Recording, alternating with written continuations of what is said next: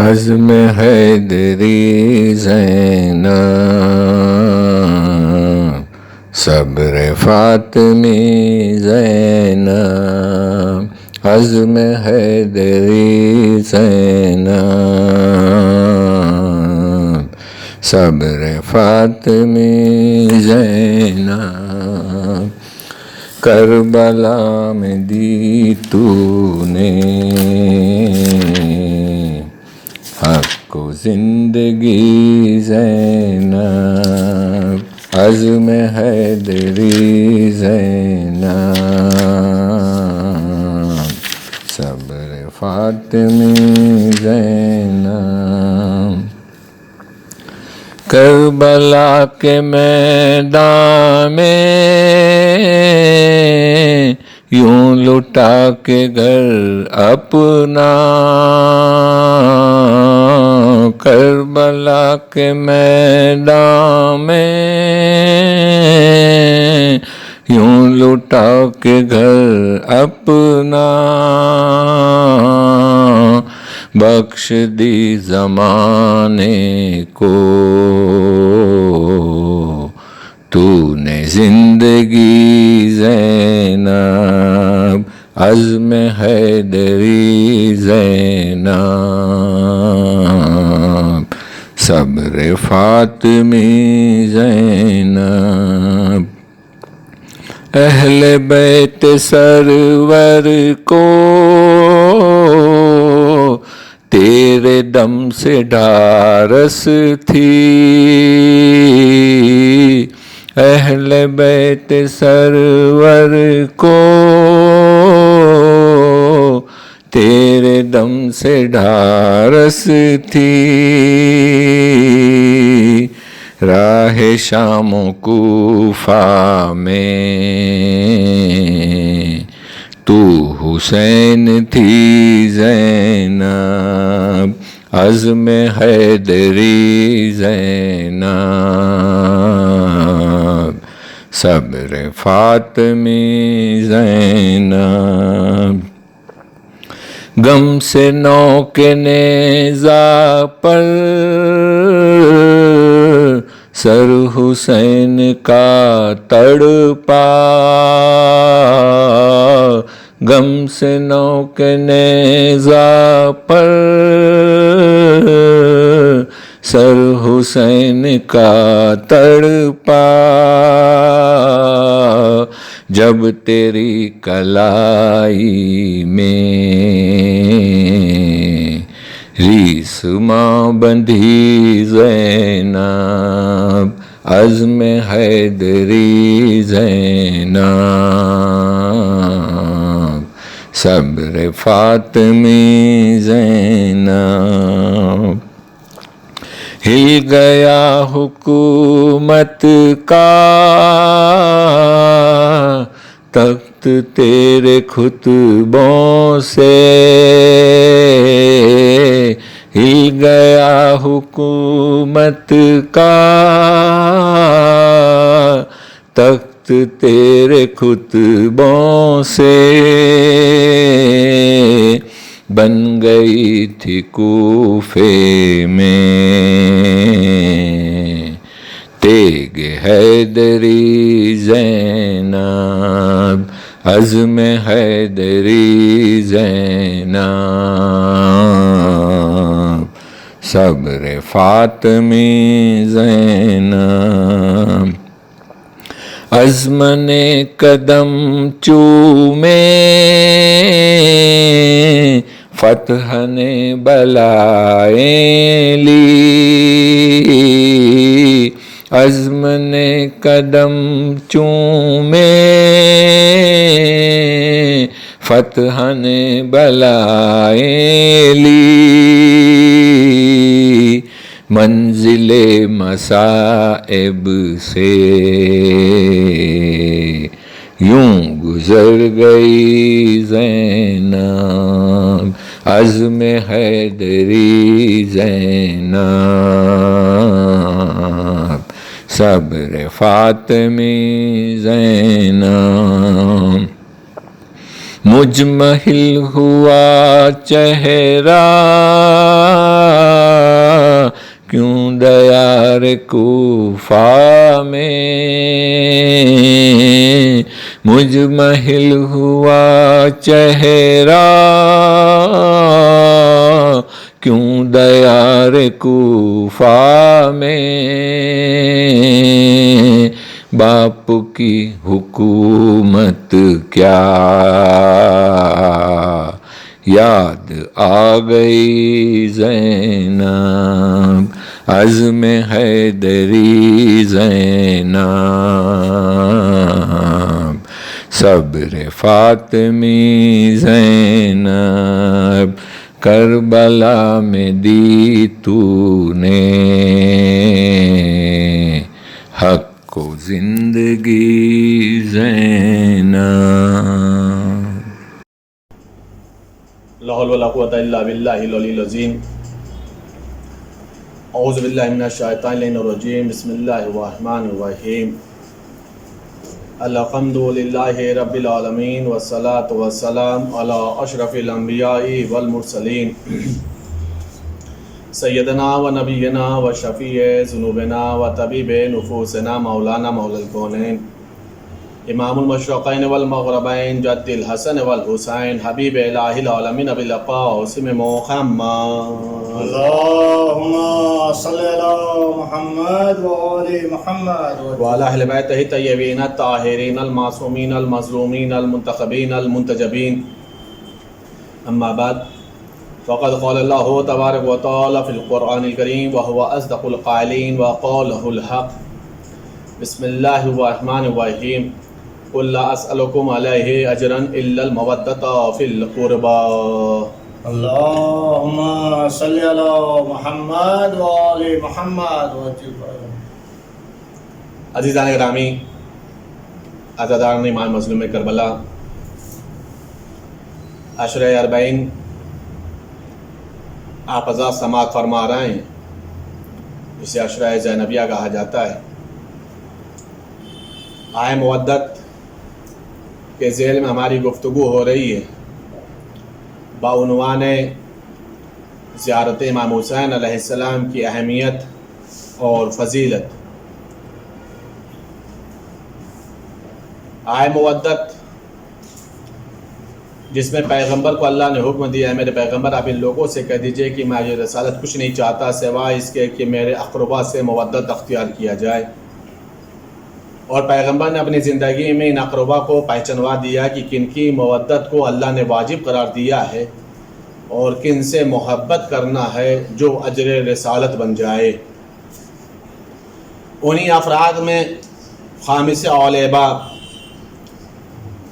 آیت تطہیر کے مصداق حضرت امام حسین ابن علی علیہ السلام ہیں۔ اللہم صلی علی محمد وآل محمد، کہ جن کی مودت اور محبت کو اللہ نے واجب قرار دیا ہے اور ان کی محبت اور مودت کو اللہ نے اجر رسالت قرار دیا ہے۔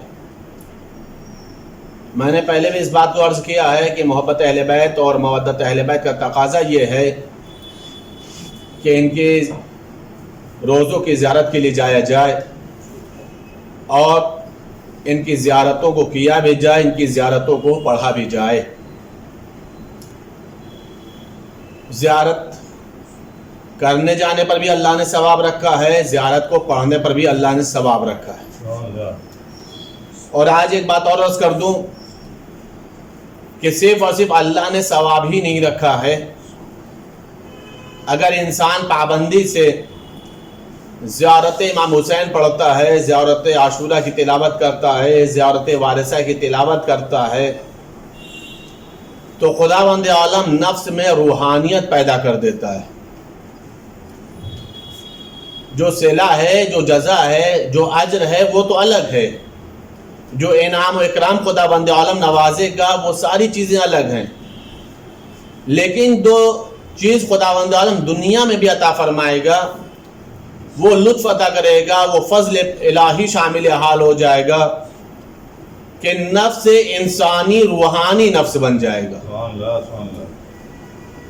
بہت ہی عظیم المرتبہ شخصیت ہے، اللہ مغفرت فرمائے، درجات بلند فرمائے، بہت ہی مشہور و معروف شخصیت آیت اللہ شیخ محمد تقی بہجت، خود ان کا کہنا یہ ہے کہ میں نے عالم کمسینی سے اپنی آخری عمر تک کبھی بھی زیارت عاشورہ اور زیارت وارثہ کو چھوڑا نہیں. میں نے ہمیشہ ان زیارتوں کی تلاوت فرمائی ہے، اور بدلے میں خدا بند عالم نے ہمیں وہ چیزیں عطا فرمائی ہیں کہ جس کا میں خود بھی ذکر نہیں کر سکتا. وہ چیزیں خدا بند عالم نے انہیں عطا فرمائی. عنایت پروردگار رہی، نوازش پروردگار رہی، کرم پروردگار رہا. اور ظاہر سی بات ہے ان چیزوں کا وہ ذکر کریں یا نہ کریں، لیکن الحمدللہ ہمارے قوم کے بچے جانتے ہیں کہ شیخ محمد تقی بہجت کتنی روحانی شخصیت کا نام، کتنی اعلیٰ مرتبہ شخصیت کا نام. یہ جو چیز اللہ نے انہیں عطا فرمائی، کیوں عطا فرمائی؟ انہی زیارت عاشورہ، زیارت وارثہ، زیارت ائمہ کی تلاوت کی بنیاد پر عطا فرمائی. اس لیے کہ زیارت کا اپنا ایک اثر ہے، زیارت کا اپنا ایک اثر ہے، چاہے وہ زیارت انسان کرنے کے لیے جائے یا زیارت انسان پڑھے تلاوت کرے، اس کے اپنے اثرات ہیں. اگر انسان پابندی سے ان زیارتوں کی تلاوت کرے گا تو ظاہر سی بات ہے نفس پر وہ زیارت خود بخود اثر انداز ہوں گی، وہ چیزیں خود بخود نفس پر اثر انداز ہوں گی. اور جب چیزیں نفس پر اثر انداز ہونے لگتی ہیں تو نفس کی گندگیاں دور ہونے لگتی ہیں، نفس صاف، شفاف اور روحانی بننے لگتا ہے. عزیزان گرامی، میں نے یہ بات ایسے ہی نہیں عرض کی، ویسے تو میں نے شیخ محمد تقی بہجت رضوان اللہ علیہ کی ایک مثال دے دی، لیکن آپ ویسے بھی زیارت عاشورہ کا ایک فقرے کے اوپر آپ متوجہ ہوں تو آپ کو سمجھ میں آئے کہ زیارت عاشورہ ہمیں کہاں سے کہاں پہنچا دے، کون سا اعلیٰ مرتبہ عطا فرما دے، کون سی منزلیں عطا فرما دے. صرف اور صرف زیارت عاشورہ کی ایک جملے کے اوپر آپ متوجہ ہو جائیں. کیا ہے جملہ؟ اللہم اجعل محیای محی محمد وآل محمد ومماتی ممات محمد وآل محمد. کیا اس کی میننگ؟ اس کا مطلب کیا؟ اے میرے معبود، اے میرے پروردگار، اے میرے رب ذوالجلال، اے میرے کریم پروردگار، تو مجھے زندگی ایسی عطا فرما جو محمد والے محمد کی زندگی ہو، اور موت وہ عطا فرما جو محمد والے محمد کی موت ہو. ظاہر سے بات ہے یہ جب جملے کی بار بار انسان تکرار کرے گا کہ زندگی محمد والے محمد نصیب ہو جائے، اور جب ہماری زندگی کی آخری سانس کا خاتمہ ہو تو محمد والے محمد کی طرح خاتمہ ہو، تو ظاہر سی بات ہے ایک دن کی زیارت کی دعا کا اثر قبول ہو یا نہ ہو، دوسرے دن نہ قبول ہو. جب انسان مسلسل اس چیز کی تکرار کرے گا تو خدا بند عالم حیات محمد بھی عطا فرمائے گا اور انسان کو شہادت اہل بیت بھی عطا فرمائے گا.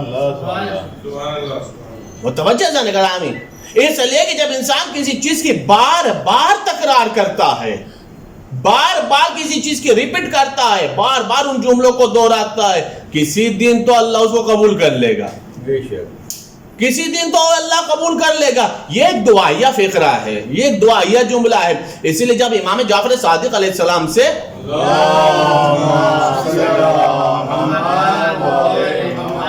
دیکھیے میں پوری ذمہ داری سے جملہ کر رہا ہوں، جب امام صادق علیہ السلام سے کہا گیا کہ مولا دعا کرتا ہوں دعا قبول نہیں ہوتی، مجھے دعا پہ نہیں بولنا، صرف اور صرف چونکہ دعائیہ فقرہ ہے اس لیے جملہ کر رہا ہوں، مولا دعا کرتا ہوں لیکن دعا قبول نہیں ہوتی. مولا نے فرمایا قبول نہیں ہوتی لیکن دعا مانگتے رہا کرو.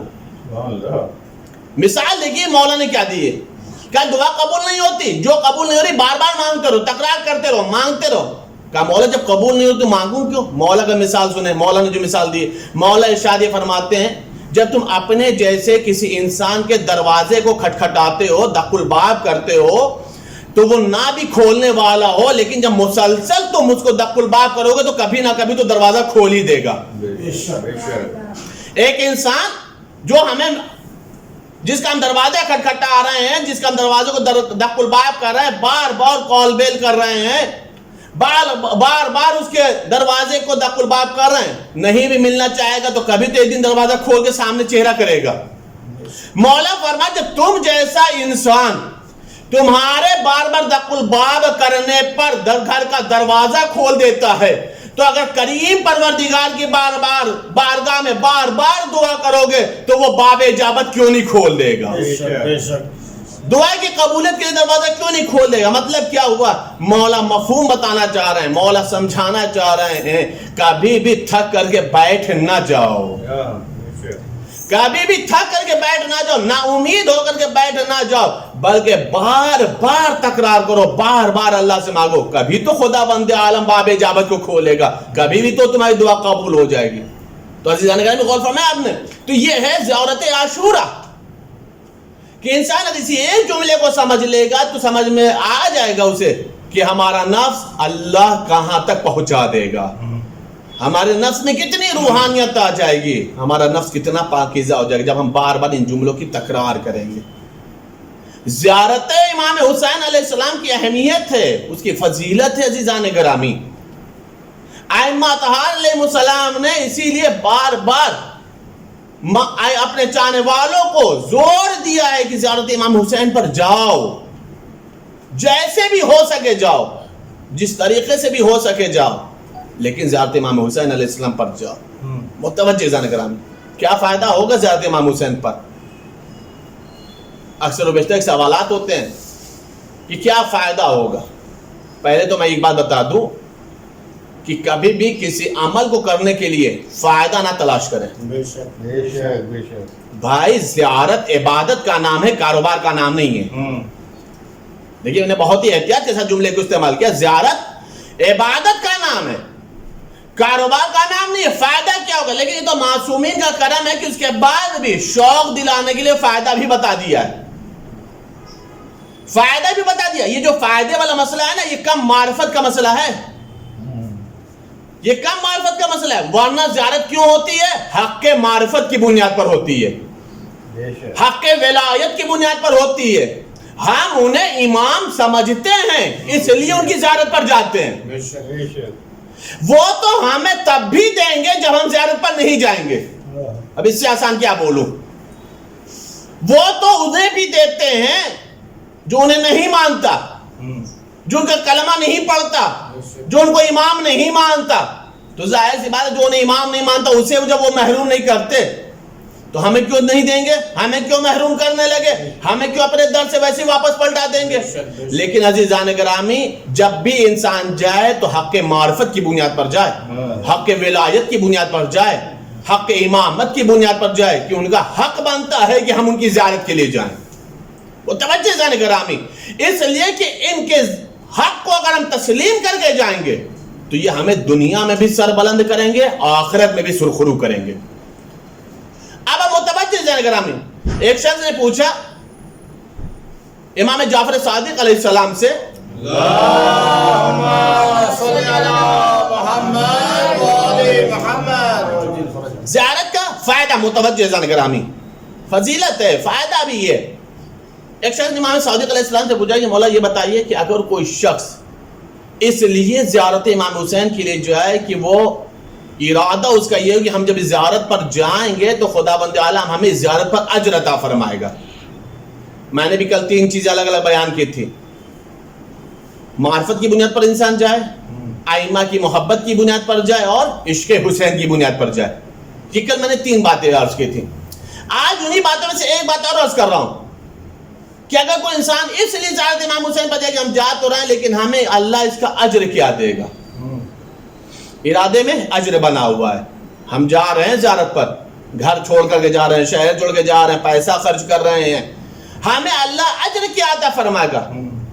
اجر ملاحظہ فرمائے جانے گرامی، مولا ارشاد فرمایا اگر کوئی انسان اس بات کا ارادہ کر کے جا رہا ہے کہ ہم زیارت امام حسین علیہ السلام پر جا رہے ہیں، خدا بند عالم ہمیں کیا اجر عطا فرمائے گا، تو مولا نے جو اجر بتائے اسی اجر کو بھی انسان سمجھ لے تو پھر تڑپے گا کہ ہمیں جلد سے جلد زیارت حسین پر جانا چاہیے۔ سبحان اللہ، جو مولا نے اجر بتایا ہے، مولا فرما رہے ہیں کہ جب کوئی انسان اجر الہی کی نیت سے کہ میں زیارت پر جا رہا ہوں، مجھے اللہ کیا اجر عطا فرمائے گا، کیا جزا دے گا، کیا صلہ دے گا، کیا ثواب دے گا، مولا فرما رہے ہیں وہ انسان گناہوں سے ایسے صاف ہو جاتا ہے، ایسے پاک ہو جاتا ہے جیسے صاف اور شفاف پانی گندے کپڑوں کو دھو دیتا ہے۔ سبحان اللہ سبحان اللہ. پہلا فائدہ کہ صاف اور شفاف پانی انسان کے گندے کپڑوں کو دھو دیتا ہے. گندے کپڑے ختم ہو جاتے، صفائی ہو جاتی ہے. مولا فرمایا اس کا نفس اتنا صاف ہو جاتا ہے، اتنا نفس پاکیزہ ہوتا ہے. پہلا. اب اس کے بعد مولا فرما رہے اجر کی بات تو کرتا ہے کہ اجر اللہ کتنا دے گا. کہاں مولا کتنا اجر دے گا؟ مولا فرما رہے اگر تو نے ارادہ کیا ہے زیارت امام حسین علیہ السلام کے کرنے کا تو خداوند عالم تیرے ایک ایک قدم پر ایک ایک حج کا ثواب عطا فرمائے گا، اور ایک ایک قدم پر تیرے درجات کو بلند کرے گا، اور ایک ایک قدم پر تیری گناہوں کو محو کر دے گا. سبحان اللہ سبحان اللہ. بھائی اعمال میں دو ہی چیزیں ہوتی ہیں. اعمال میں صرف دو چیزیں ہوتی ہیں، یا عمل حسنہ ہوگا یا عمل سیئات. یہ اچھے عمل ہوں گے یا برے عمل ہوں گے. مولا کیا فرما رہے ایک ایک قدم پر حج کا ثواب. یہ کون سا عمل ہوا؟ اچھا عمل. ایک ایک قدم پہ درجات بلند بھی ہو رہے ہیں، چونکہ عمل ہو رہا ہے اس لیے درجہ بلند ہو رہا. اور ایک ایک قدم پر خداوند عالم تمہارے گناہوں کو محو کر دے گا، مٹا دے گا، ختم کر دے گا. مولا فرما رہے ہیں یہ اللہ کی طرف سے سب سے کم اجر ہے. یہ کم ترین اجر ہے. عزیزان گرامی، میں نے کل بھی عرض کیا تھا کہ عقل کا تقاضا یہ ہے کہ انسان حق کو سمجھ کر کے معرفت کے تحت ایک سفر کربلا کرے اگر، تو اس میں اپنے آپ کو اللہ کے حوالے کر دے. میرے معبود اس زیارت امام حسین پر جو کچھ جس ارادے پر تو نے جس کے لیے جو رکھا ہے وہ سب کچھ ہمیں عطا فرما. اس ایک ارادے پر، اس ایک نیت پر خداوند عالم تمہیں ساری اجر عطا فرمائے گا، ساری جزائیں عطا فرمائے گا. اس لیے کہ انسان کی نیت وسیع ہونا چاہیے. انسان کی جب نیت محدود ہے تو جزا بھی محدود. نیت محدود، جزا محدود. میں اس کی بالکل ایک عام سیدھی سی مثال دے رہا ہوں. دیکھیں اس کا تعلق روایتوں سے نہیں ہے، میں بالکل ایک عقلی بات عرض کر رہا ہوں. جب کسی دعا کے اندر یہ لکھا ہو نا، جب کسی دعا میں یہ لکھا ہو یا جب کسی سورہ کے اندر یہ لکھا ہو کہ اس کو پڑھنے سے یہ فائدہ ہے، یہ تسبیح سے یہ فائدہ ہے، اس کی تحلیل سے یہ فائدہ ہے، تو صرف اور صرف وہاں تک آپ محدود نہ رہیں. اللہ کی بارگاہ میں اس کو پڑھنے سے پہلے کہ میرے معبود تیری نگاہ میں اس تسبیح کا، اس عمل کا جو کچھ بھی دنیا اور آخرت میں فائدہ وہ سب کچھ عطا فرما. اس کا فائدہ کیا ہوگا کہ چونکہ ہم نے نیت وسیع کی ہے، ارادہ وسیع ہے، ہم نے خود طے نہیں کیا کہ مجھے یہ چاہیے. توجہ سے دو الگ الگ باتیں ہو گئی. ایک ہم نے طے کر لیا کہ مجھے یہ چاہیے، اور ایک خدا طے کرے کہ ہم بندے کو یہ دے دیں. تو دونوں میں کتنا فرق ہو جائے گا. ہم نے جب پہلے ہی طے کر لیا کہ مجھے یہ چاہیے اور اتنا چاہیے، اللہ کہے گا دے دو اتنا، کافی اس کے لیے. لیکن جب کرم پروردگار کہے گا نہیں اسے یہ بھی دے دو، یہ بھی دے دو، دنیا بھی دے دو، آخرت بھی دے دو، تو ظاہر سی بات ہماری فکریں محدود ہیں، دعائیں محدود ہیں. فکریں محدود ہیں، دعائیں محدود ہیں، لیکن خداوند عالم عطا کرنے میں بھی لامحدود ہے. جب ہم نے اپنے عمل کی جزا اللہ کے حوالے کر دی، میرے معبود جو تیری نگاہ میں ہو دے دے، تو اللہ اپنے کرم کی بنیاد پر دے گا، اپنے کرم کے دسترخوان کے تحت دے گا، اس حساب سے عطا فرمائے گا. کبھی بھی ہم محدود نہ کریں میرے معبود یہ چاہیے، یہ جزا چاہیے، یہ صلہ چاہیے، اللہ کے اوپر ڈال دینا چاہیے. میرے معبود تو عطا فرما. متوجہ جانے کا. تو یہ ہے زیارت امام حسین کا اجر جو مولا امام صادق نے بیان فرمایا کہ ایک ایک قدم پر حج کا ثواب اللہ عطا فرمائے گا. اس چیز کو قسم خدا کی وہ لوگ سمجھ سکتے ہیں جو نجف سے کربلا پیدل جاتے ہیں. اب اس سے آسان مثال نہیں دے سکتے. جو لوگ نجف سے کربلا پیدل جاتے ہیں، اب مجھے اس وقت یاد نہیں کہ وہ تقریباً کتنا کلومیٹر ہوتا ہے، بہرحال تقریباً 100 کلومیٹر کے آس پاس ہوتا ہے، کچھ کم و بیش 100 کلومیٹر کے آس پاس ہوتا ہے. بہرحال جو بھی ہو، اتنے کلومیٹر میں کتنے قدم ہوں گے؟ اتنے کلومیٹر میں کتنے قدم ہو جائیں گے؟ اور اتنے قدم پر، ہر قدم پر خداوند عالم حج کا ثواب عطا فرما رہا. میں پورے یقین کے ساتھ ایک جملہ کہہ رہا ہوں، جتنا حج کا سفر حج کا ثواب خداوند عالم نجف سے کربلا پیدل چلنے والوں کو دے دیتا ہے نا، اتنا تو انسان کو اگر اللہ توفیق بھی دے نا اور پورا پیسہ بھی دے دے تو شاید پوری زندگی میں بھی اتنا حج نہیں کر سکتا۔ ایک انسان کی زندگی ہوتی کتنی آج کی تاریخ میں؟ کتنی ہوتی ہے؟ 60 سال 70 سال 100 سال بہت ہو گیا بھائی، 100 سال 150 سال بہت ہو گیا، اور اتنے سال میں کتنی مرتبہ حج آیا؟ جتنی عمر اتنا حج۔ لیکن جب اتنا کلومیٹر چلے گا کتنا حج کا ثواب ملے گا؟ عزیزان گرامی، اسی کو کہتے ہیں کرم پروردگار، عمل ایک ہے جزائیں بے شمار عطا فرماتا ہے۔ ایک صلوات پڑھ دے پر محمد و آل محمد۔ اللہم صلی علی محمد و آل محمد۔ اس چیز کو نجف سے کربلا پیدل چلنے والے بہت آسانی سے محسوس کر سکتے ہیں کہ خداوند عالم ایک ایک قدم پر کتنا اجر عطا فرمائے گا، کتنی جزا عطا فرمائے گا، کتنے حج کا ثواب عطا فرمائے گا۔ کوئی انسان اس بات کو سوچ بھی نہیں سکتا۔ اسی لیے ہے کہ نام اعمال میں زوار امام حسین کا پلہ بہت بھاری ہوگا۔ ریزن یہی ہے، سبب یہی ہے، وجہ یہی ہے، چونکہ ایک ایک قدم پر حج کا ثواب عطا فرمائے گا خداوند عالم۔ عزیزان گرامی غور فرما رہے ہیں، پانچویں امام حضرت امام محمد باقر علیہ السلام، اللہم صلی علی محمد و آل محمد۔ پانچویں امام فرماتے ہی ہیں، دیکھیے اچھا جملہ ہے مولا کا، اور یہ جو جملہ ہے نا حدیث مولا کی، یہ آج کے دور کے اوپر بالکل ثابت ہوتی ہے۔ مولا فرماتے، چونکہ آج کے دور میں ہر انسان زندگی کے مسئلے میں بھی پریشان ہے یا نہیں؟ ہر انسان اس مسئلے میں الجھا ہوا ہے، چونکہ وبا ایسی ہے، صحت مند سنتے تھے پھر سننے میں کچھ اور آ جاتی ہے خبر، ہوتا ہے یہ، چونکہ وبا ایسی پھیلی ہوئی پوری دنیا کے اندر، یہ حالات ہیں۔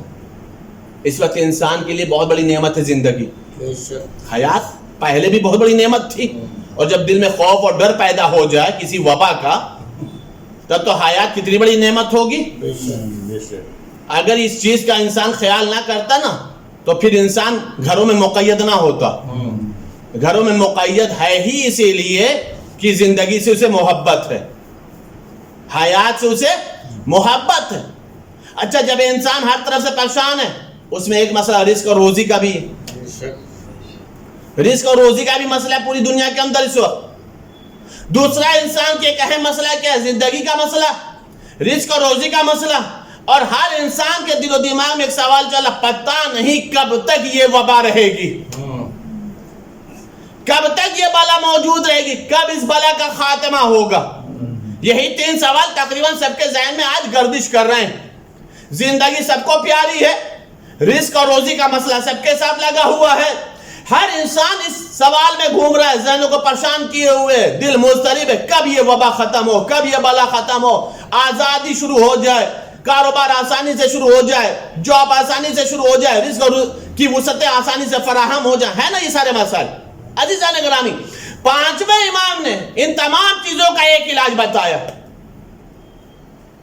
پانچویں امام نے ان تینوں چیزوں کا ایک علاج بیان فرمایا۔ پانچویں امام فرما رہے میرے شیعوں کو حکم دو کہ زیارت امام حسین کے لیے جائیں، اس لیے کہ زیارت امام حسین عمر میں اضافہ کا سبب بنتی ہے، رزق میں کشادگی کا سبب بنتی ہے، بلاؤں کے دور ہونے کا سبب بنا کرتی ہے۔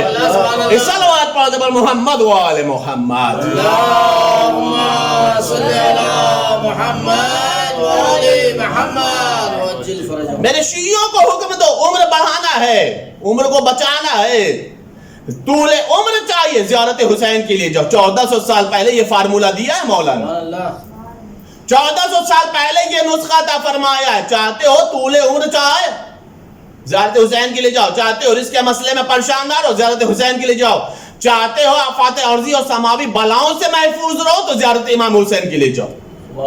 تین پریشانیاں آج سب کے ساتھ ہیں، تینوں کا علاج زیارت امام حسین ہے۔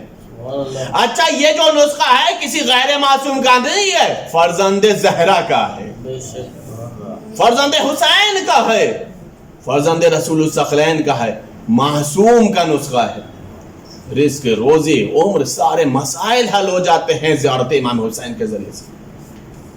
عزیزان گرامی،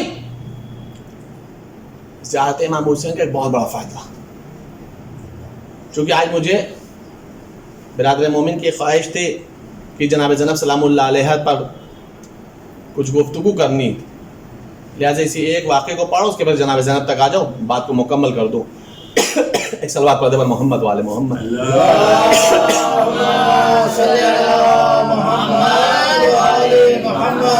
ویسے بھی اس کا نام عشرہ زینبیہ ہے، تو جناب زینب سلام اللہ علیہ کا ذکر تو بہرحال ہونا ہی چاہیے، کم سے کم 1-2 روز۔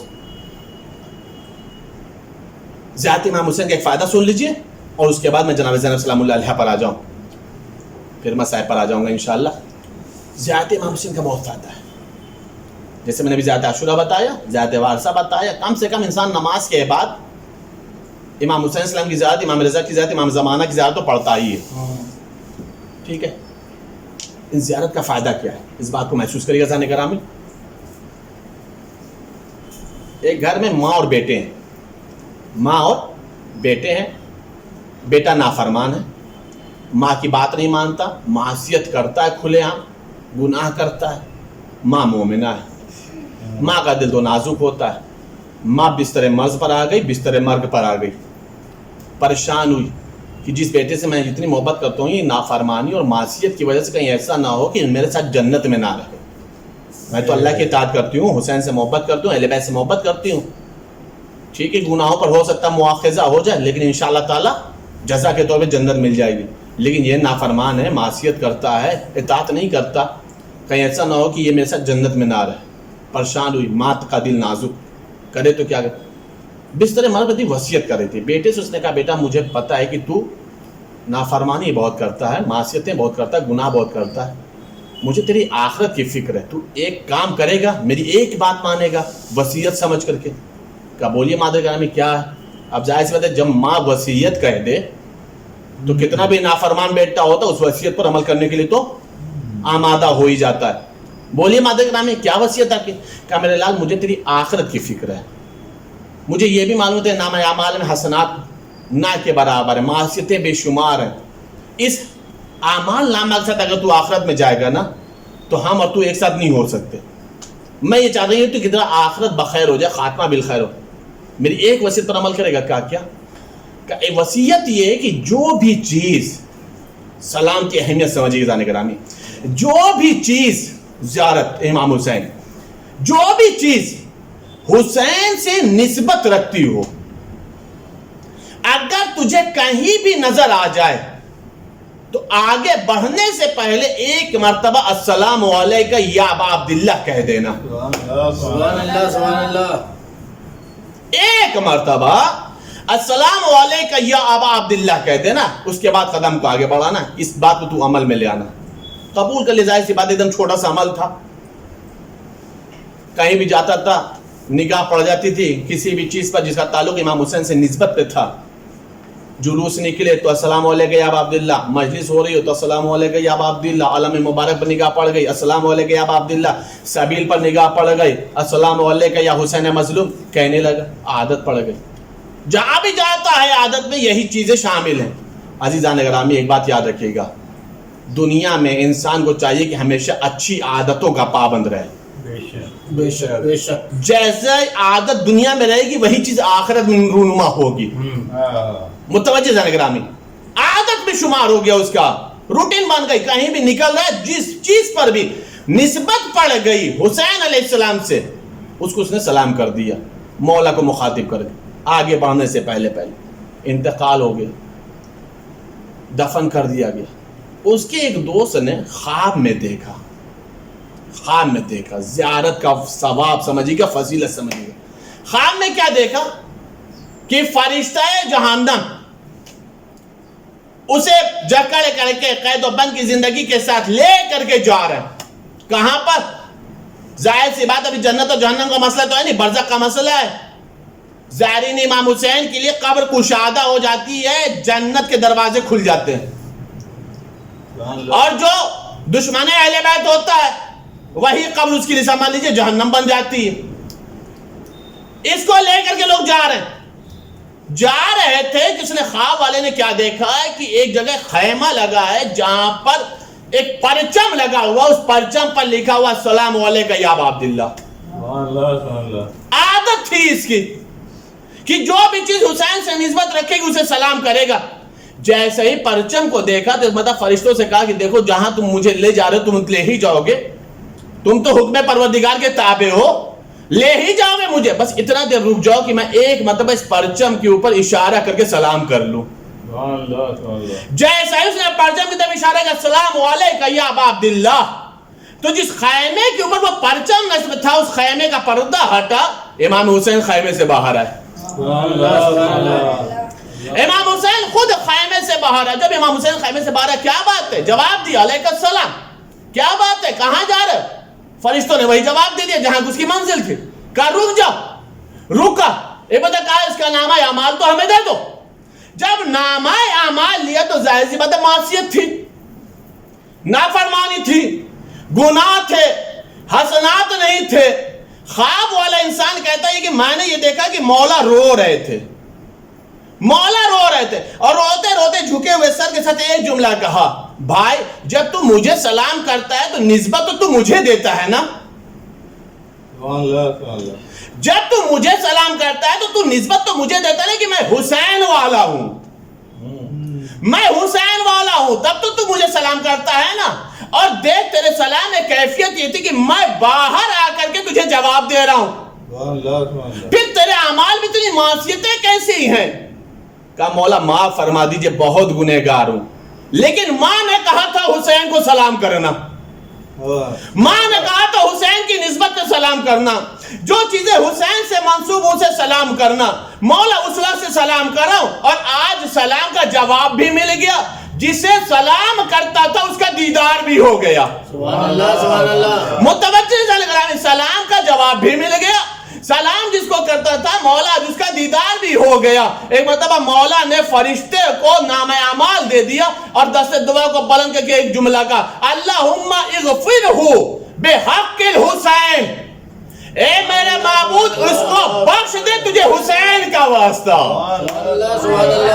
اے میرے معبود اس کی مغفرت کر دے تجھے حسین کا واسطہ, اس کے گناہوں کو درگزر کر دے تجھے حسین کا واسطہ. اب جب فرشتوں نے نام اعمال کو دیکھا تو کیا دیکھا, گناہ ختم ہو گئے, حسنات درج ہو گئے. کون سے حسنات درج؟ وہی سلام حسین کے حسنات, وہی جو سلام حسین کے حسنات تھے وہ درج ہو گئے. عزیزان گرامی سمجھ میں آ گئی بات کہ اگر انسان امام حسین کو پابندی کے ساتھ سلام کرے گا تو امام حسین علیہ السلام کے صدقے میں خدا گناہوں کو بخش بھی دے گا, اور انسان کا ٹھکانہ, انسان کا آخری انجام حسین ابن علی کے ساتھ ہو جائے گا.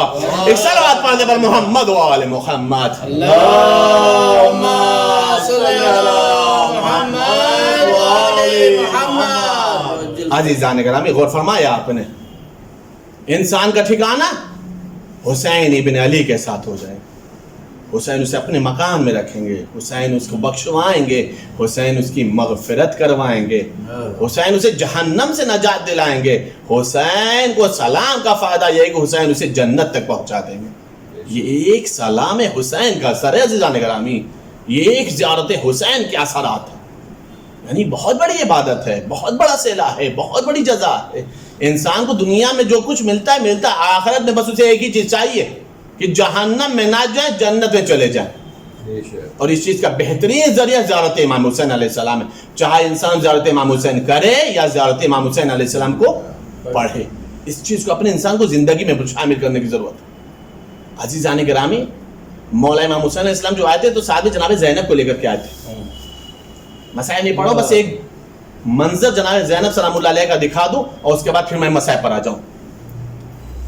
چونکہ عشرہ منصوبی جناب زینب سلام اللہ علیہ, ظاہر سی بات ہے مجلس کی بنیاد زینب نے رکھی ہے. یہ فرش حضا جیسی عظیم درسگاہ زینب کی مرہون منت ہے, اور زینب اولیاء مقام نے تو مجلس وہاں پر کی ہے کہ جہاں پر نام حسین پر رونے پر پابندی تھی, لیکن زینب نے وہاں پر مجلس کر کے بتایا علی کی بیٹی شیر دل خاتون ہے, علی کی بیٹی عباس کی بہن ہے, ہم وہاں پر مجلس کریں گے جو حسین کا قاتل ہے, اسی کے شہر میں مجلس حسین کریں گے تاکہ لوگوں کو سمجھ میں آ جائے کسی بھی زمانے کے یزید سے ڈر کر کے ذکر حسین مت چھوڑنا, ذکر حسین سے وابستہ رہنا. زینب کیا ہے؟ بہت بڑی خدمات انجام دیا ہے بی بی زینب سلام اللہ علیہ نے. کیسی کیسی خدمات انجام دیا ہے؟ میں آپ کو صرف 2 چیزیں پیش کر رہا ہوں. پہلی چیز، اگر زینب نہ ہوتی تو امامت کا تحفظ نہیں ہو سکتا تھا. امامت کا تحفظ نہیں ہو سکتا تھا. ظاہر سی بات ہے جو حسین کو قتل کر سکتے وہ سید سجاد کو کیوں چھوڑیں گے؟ جو جناب علی اصغر کو قتل کر سکتے ہیں وہ سید سجاد کو کیوں چھوڑیں گے؟ اور کوشش کیا بھی ہے، کوشش کیا بھی ہے. کربلا میں بھی کوشش کیا ہے، کوفے میں بھی کوشش کی گئی ہے، شام میں بھی کوشش کی گئی ہے. اور کمال ہے ہمارا اللہ کو سلام عظمت زینب کے اوپر کہ 3 مرتبہ کوشش لشکر یزید نے کیا ہے. یزیدیوں نے 3 مرتبہ کوشش کیا، بچایا 3 مرتبہ زینب ہی نے. بچایا 3 مرتبہ زینب نے. پہلی مرتبہ کب بچایا؟ کربلا میں خیموں میں آگ لگی تھی. میں مصائب نہیں پڑھ رہا ہوں زانے گرامی. زینب نے کیسے بچایا؟ تحفظ امامت کیسے کیا؟ کربلا میں خیمے میں آگ لگ رہی تھی، سب خیمے سے اپنے قدموں سے آئے. سید سجاد اس قدر ناتواں تھے اس وقت تک کہ اپنے قدموں سے خیمے سے باہر نہیں آئے. اپنے قدموں سے خیمے سے باہر نہیں آئے ہیں. کون لے کر کے آیا ہے؟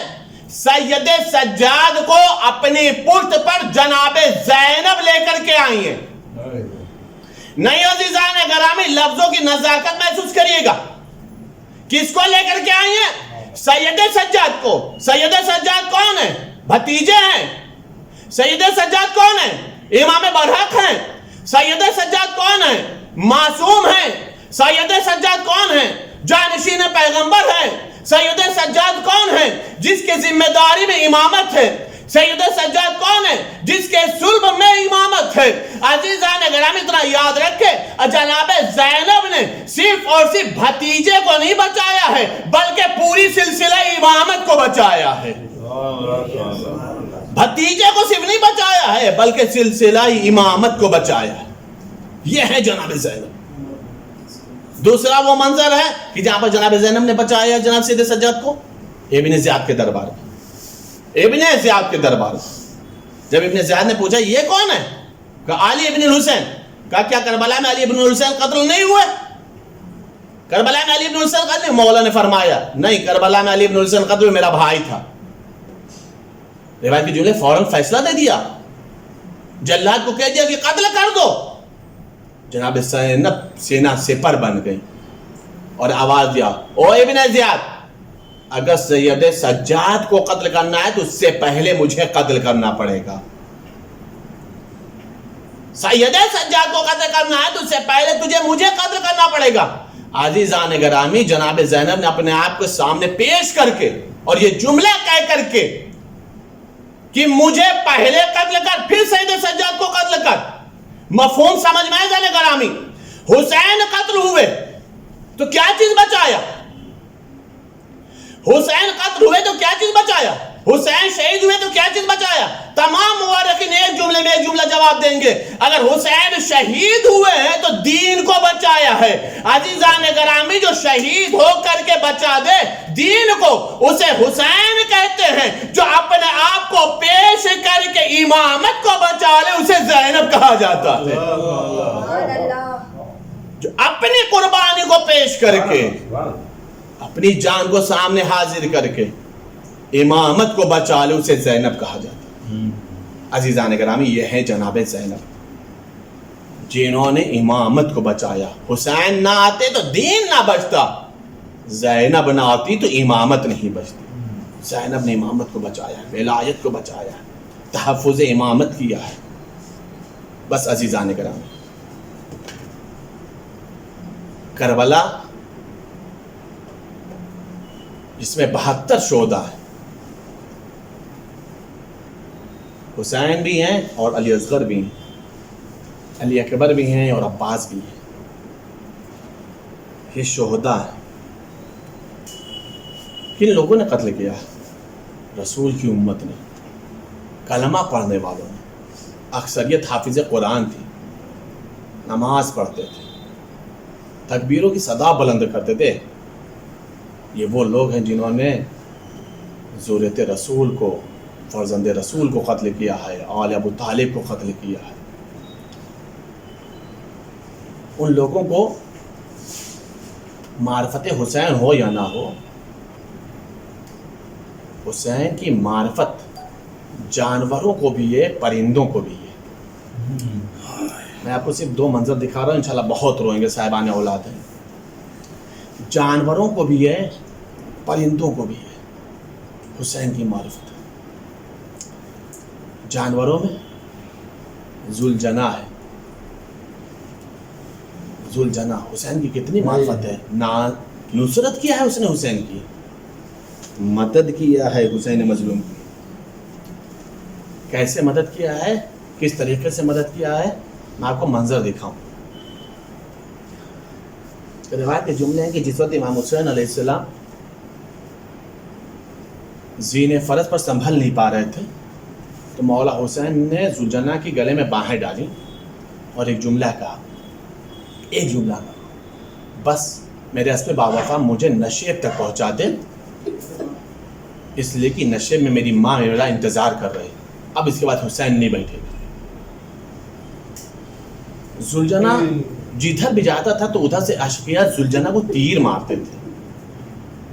کوئی حسین کو نیزہ مارتا تھا، کوئی ذوالجناح کو مارتا تھا. نرغیاتہ میں ذوالجناح گھرا ہوا تھا. ذوالجناح نہیں چاہتا تھا کہ حسین بلندی سے گرے، چاہتا تھا کہ میں گھٹنے کو ٹیک دوں تاکہ حسین گرے نہ بلکہ زین فرض سے اتر جائیں، تاکہ زہرا کے جسم پہ چوٹ نہ لگے. یہ ہے ذوالجناح. اور جب حسین مظلوم زین فرض سے زمین پر آ گئے ہیں تو روایت کے جملے ذوالجناح نے بہت کوشش کی کہ حسین کو خیمے تک پہنچائے. معلوم کیا کیا اس نے؟ اپنی لجام اپنے دانت سے پکڑا اور حسین کی ہتھیلی پر رکھا اور زبانیں بے زبان سے کرا، آقا بس آپ اسے پکڑ لو، میں خیمہ زینب تک آپ کو پہنچا دوں. جب ذوالجناح نے یہ دیکھا کہ اب آقا میں اتنی طاقت نہیں کہ ہتھیلی کو بند کر سکیں، لجام کو پکڑ سکیں، تو اس نے اپنی پیشانی کو خون حسین سے تر کیا اور خون حسین سے تر کرنے کے بعد روایت کے جملے ہیں کہ دوڑتا ہوا خیمے کی طرف آیا. جب بھی ذوالجناح آتا تھا تو بیبیاں سمجھتی تھی کہ حسین آ گئے. آج جب بیبیوں نے خیمے کا پردہ ہٹا تو روایت کے جملے بیبیوں نے کیا دیکھا، لجامیں کٹی ہوئی ہیں، زین الٹی ہوئی ہے، پیشانی پر خون حسین لگا ہے. تو ایک مرتبہ روایت کے جملے سکینہ سب سے پہلے نکلی اور نکلنے کے بعد بس اس نے 1 سال کا، میرے بابا کے گھوڑے بس اتنا بتا دے اگر میرا بابا مارا گیا ہے تو اسے پانی ملا ہے یا نہیں ملا، اس لیے کہ میرا بابا کہیں روز کا پیاسا ہے. ذوالجناح نے زبان بے سے کہا، بیبیوں اگر بچانا ہے تو خیمے سے باہر نکلو. یہ ہے جانور کی وفاداری ہے، جانور کا عرفان حسین ہے جو حسین کی مدد کر رہا ہے، جو حسین کی نصرت کر رہا ہے کہ بس کسی بھی طرح سے میرا آقا بچ جائے، میرا آقا سلامت رہے. آزادہ روایت بتائے جب حسین شہید کر دیے گئے ہیں، حسین کا لاشا پامال ہوا ہے، تو روایت بتائی کربلا کے ریگزار پر خون حسین تھا. سننا زیادہ تو صاحبان اولاد ہو، جو کربلا کی زمین کے اوپر، زمین کربلا پر خون حسین تھا. ایک مرتبہ ایک پرندہ کبوتر ادھر سے اڑتا ہوا چلا، ادھر سے کبوتر اڑتا ہوا چلا تو کیا دیکھا کہ کربلا کی زمین پر خون حسین ہے، فرزند زہرا مارا گیا ہے، رسول کا نواسا مارا گیا ہے.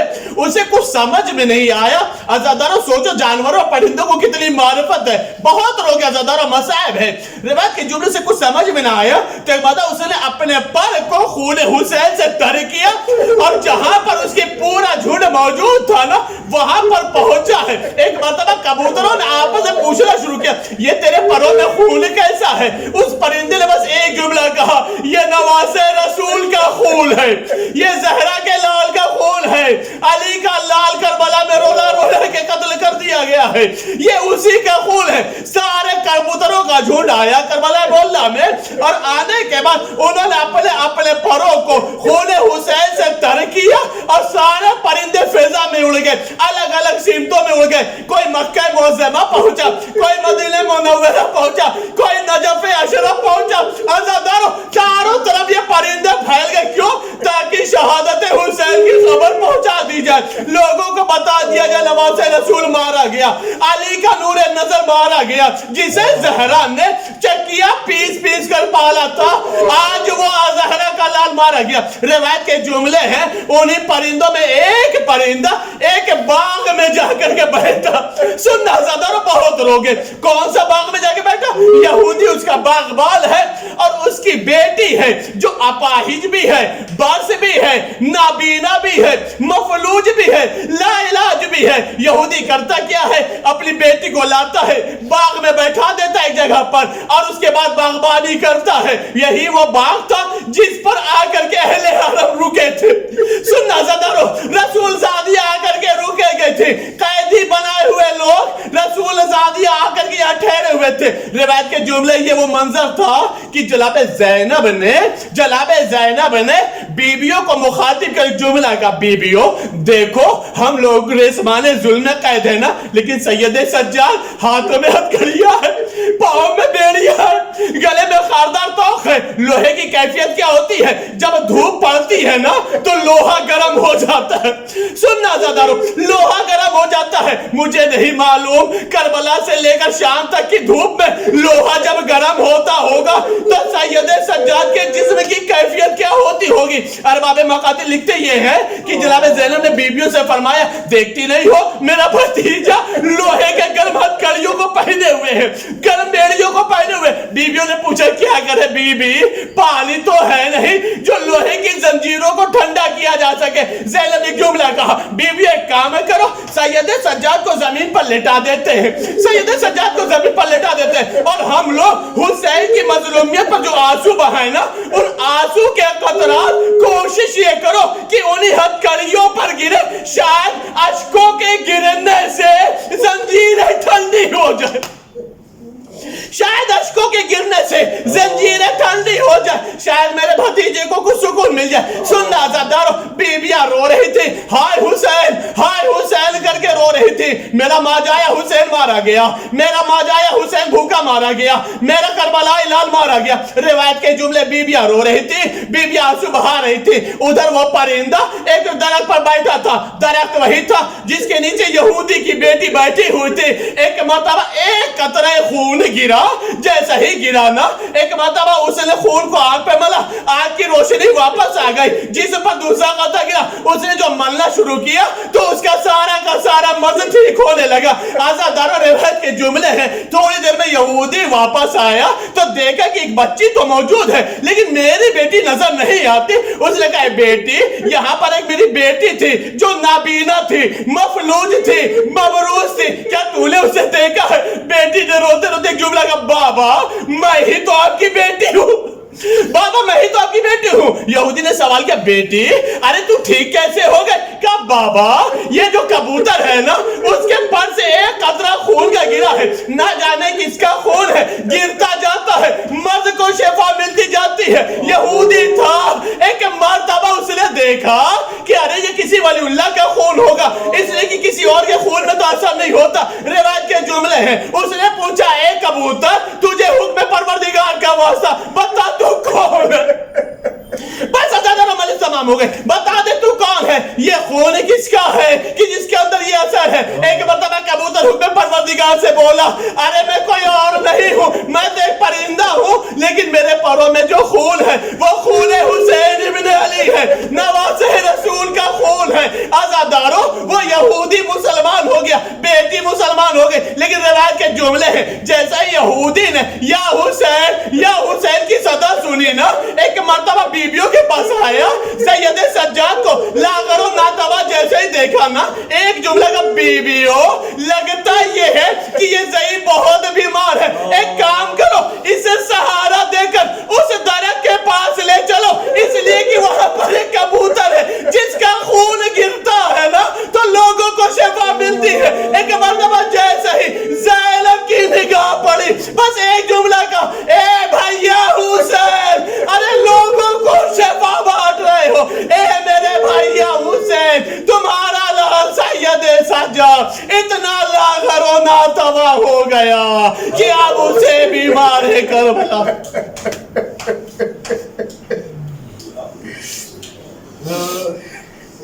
سیعلم الذین ظلموا أيام نقلب ينقلب إنا لله وإنا إليه راجعون. قالوا تجاوزت محمد وعلى محمد کا ہمارے مختصر لیکن اہم اعمال کو قبول فرما. ہمارے اشکازہ کو مال زہرہ میں جگہ عطا فرما.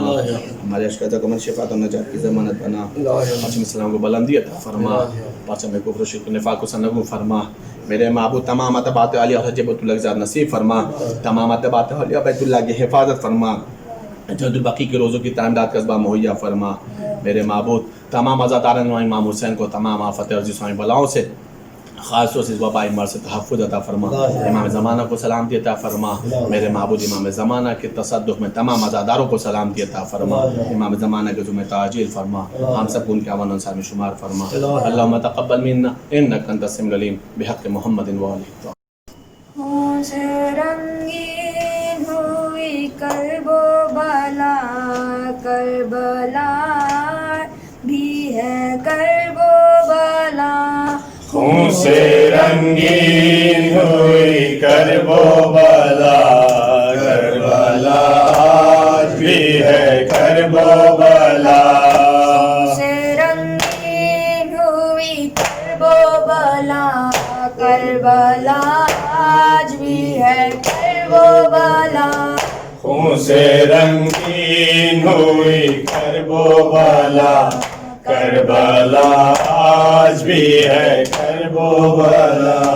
وعدہ طفلی کا نبھانے کو چلے امت جد کو بچانے کو چلے.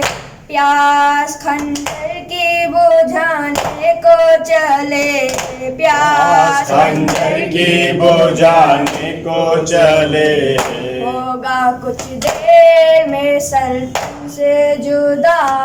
خون سے رنگین ہوئی کرب و بلا کربلا آج بھی ہے کرب و بلا. نور آنکھوں کا تھا جو روٹ گیا صحرا قاسم کا تیرا ٹوٹ گیا. تیرا عباس تجھ سے چھوٹ گیا. تیرا عباس تجھ سے چھوٹ گیا. تیر ششماہ مجاہد پہ چلا. خون سے رنگین ہوئی کرب و بلا کربلا آج بھی ہے کرب و بلا. بادِ شبیر یہ کہتا تھا نہیں دم نالو کرنا ہے آرام نہیں. جنگ میں فوجی بھی تھکتے ہیں کہیں. جنگ میں فوجی بھی تھکتے ہیں کہیں. لوٹو سادات کو اور چھینو ردا. خون سے رنگین ہوئی کرب و بلا کربلا آج بھی ہے کرب و بلا. پھٹتا تھا سینہ جو کہتی تھی بہن اے غریب الوطن اے تشنا دہن. قید میں جاتی ہوں بندھوا کے رسن. قید میں جاتی ہوں بندھوا کے رسن. آؤں گی کرنے میں اب چلم تیرا. خون سے رنگین ہوئی کرب و بلا کربلا آج بھی ہے کرب و بلا. ایک رسی میں بندے ہیں 12 گلے. ہائے یہ ظلم اور نازوں کے پلے. کس سے شکوا کرے نصیب جلے. کس سے شکوا کرے نصیب جلے. کوئی پردیس میں اپنا نہ رہا. خون سے رنگین ہوئی کرب و بلا کربلا آج بھی ہے کرب و بلا. آنکھیں منہ میں لگی کنبا لوٹا کرتا نادان سکینہ کا جلا. جھولا ششماہ کا باقی نہ رہا. جھولا ششماہ کا باقی نہ رہا. آگے تقدیر میں کیا کیا ہے لکھا. خون سے رنگین ہوئی کرب و بلا کربلا آج بھی ہے کرب و بلا کیسے بہلائے سکینہ کو بہن رات دن روتی ہے اسیر مہن لاش اس نے بھی تو دیکھی بے کفن لاش اس نے بھی تو دیکھی بے کفن اف تیرے دفن کا زمانہ ہوا خون سے رنگین ہوئی کرب و بلا کربلا آج بھی ہے کرب و بلا اپنوں میں آج کوئی پاس نہیں اکبر و قاسم و عباس نہیں مجھ کو اب بھوک نہیں پیاس نہیں مجھ کو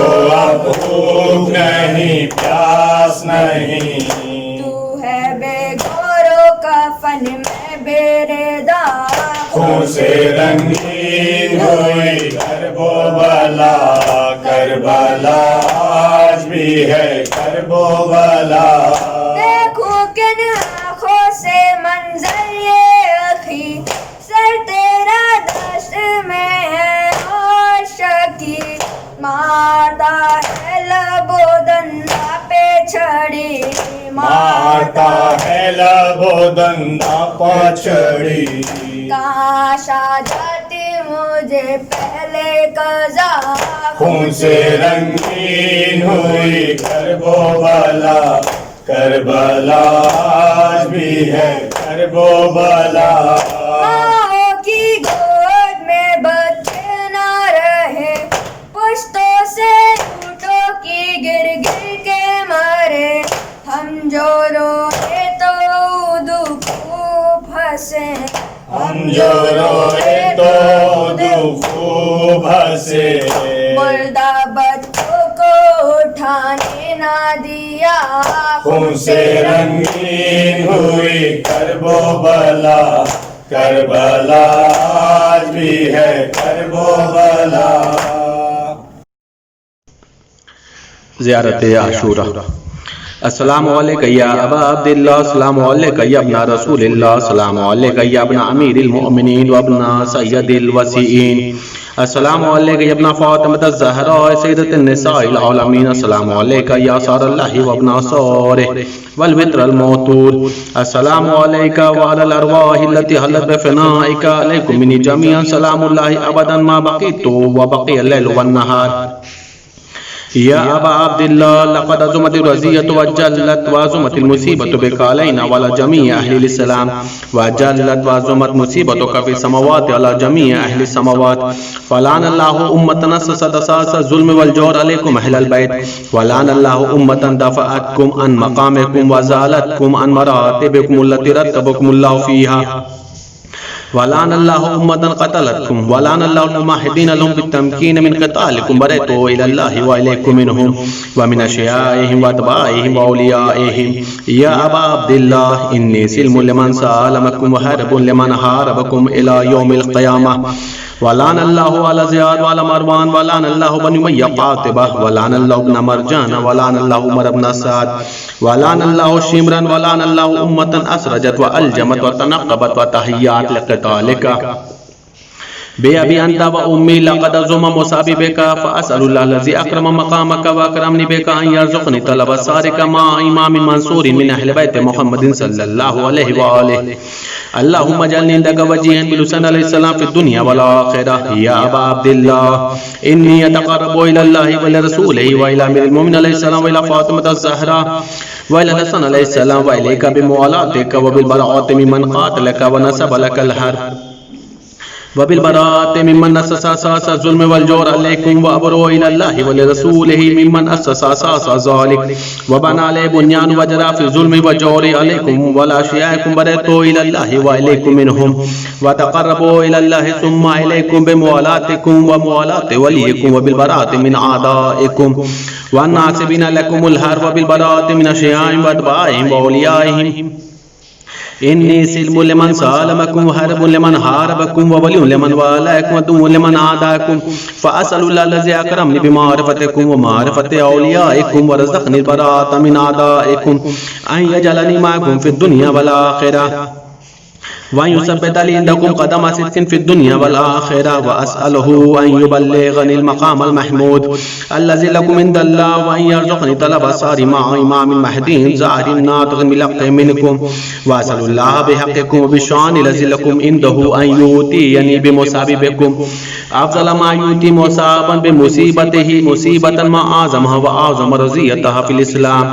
وفي جميع السماوات والأرض اللهم اجعلني في مقامي هذا ممن تنال منك صلوات ورحمة ومغفرة اللهم اجعل محياي محيا محمد وآل محمد ومماتي ممات محمد وآل محمد صلواتك وسلامك عليهم أجمعين اللهم إن هذا يوم تباركت به بنو أمية وابن عاقلة الأكباد اللين ابن لين على لسانك ولسان نبيك في كل موت وموقف وقف في نبيك اللهم الآن أبا سفيان ومعاوية بن أبي سفيان ويزيد بن معاوية بن أبي سفيان عليهم منك لعنة بدل عابدين وهذا يوم فرحت به آل زياد وآل مروان بقتل الحسين صلوات الله عليه اللهم فضاعف عليهم اللعنة منك والعذاب الأليم اللهم إني أتقرب إليك في هذا اليوم وفي موقفي هذا وأيام حياتي بالبراءة منهم واللعنة عليهم وبالموالاة لنبيك ولنبيك عليه وعليهم السلام